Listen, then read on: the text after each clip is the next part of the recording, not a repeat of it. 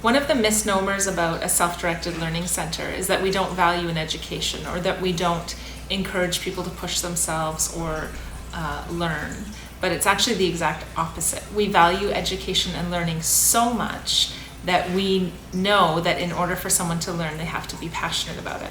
But what we're opposing, or what we're challenging, is that school isn't necessarily education. They're two separate things. When you distill down what an education is, parents want their child to be a critical thinker, an effective communicator, have an awareness of social justice in the world and in their communities. There's always a desire for parents, their children have a basic understanding of reading, math, and science, which is 100% important. But all of that is just a foundation, or little seeds planted to then explore on your own of what you're interested in.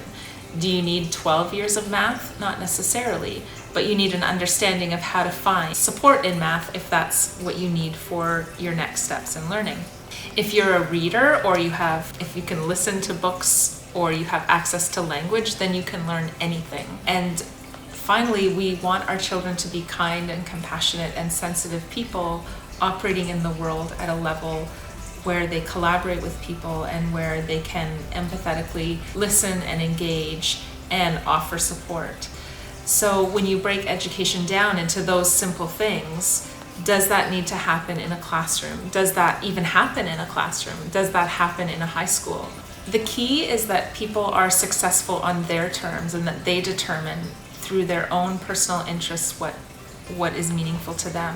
What I've noticed is that a lot of the people who are seeking an alternative education for their children hear certain things in their family or in their homes, such as, the everyday conflict of like, do I have to go to school today? What's the point? There might be this constant friction and this constant tension in the home around school. But coming to a center like ours releases that. It allows the child to make the choices around their education and see them as these amazing beings that they are, instead of comparing them to what these schools expect their level to be at. What happens is that a lot of people get really focused on the grades and the marks and the curriculum expectations, yet they're missing these really core fundamental skills of what an education is actually supposed to supply our children with. So here at Passages, we're challenging that, and we're saying, here's this space where you can do whatever you want on whatever timeline you want, and who you are is accepted. The only thing we ask is that you have a desire to keep moving forward and to keep growing and to keep learning. So when you think about education in that way, you don't necessarily need a brick and mortar school, you just need a space of community. So what exactly is self-directed learning? A lot of people think, well, my kid's not a self-directed learner, they'll just pretty much sit on their phone all day if they have the opportunity. But I'll challenge you and say, if they had a whole day ahead of them, would they really choose to only sit on their phone? What you might be seeing is at the end of the day, of a long school day, by the time they arrive home, and keep in mind, like, these are young people, their brains are still learning how to deal and cope with all of these environments. So at the end of the day, of doing all of that, they're exhausted. They don't necessarily want to do their passions and projects and dive deep into the things that they love to do. So you're seeing your child at the end of an exhausting day and evaluating if they're a self-directed learner based on that. But if they had a whole day ahead of them, or whole summer, sometimes people say, assess if what your child's interested in based on what they do during the summer. Most of the time you can see that they have a lot of interests once they're given just time.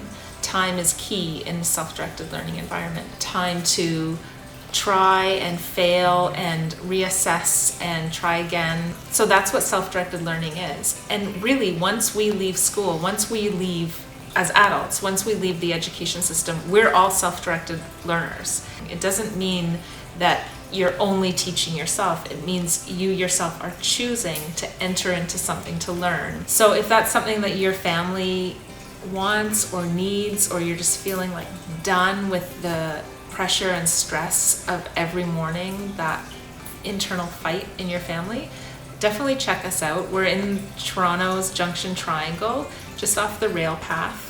We're in a beautiful new building in the George Chevallo Neighborhood Center. It's a lower level youth space that we operate out of, and we're here Monday to Thursday, 9 to 3.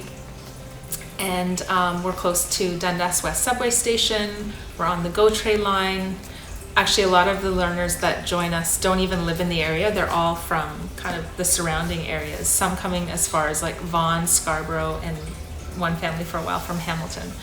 So we're very accessible and always welcome new families, and we'd love to hear from you. So you can check us out online or email Christina@passagescenter.ca. Center is RE, Canadian spelling.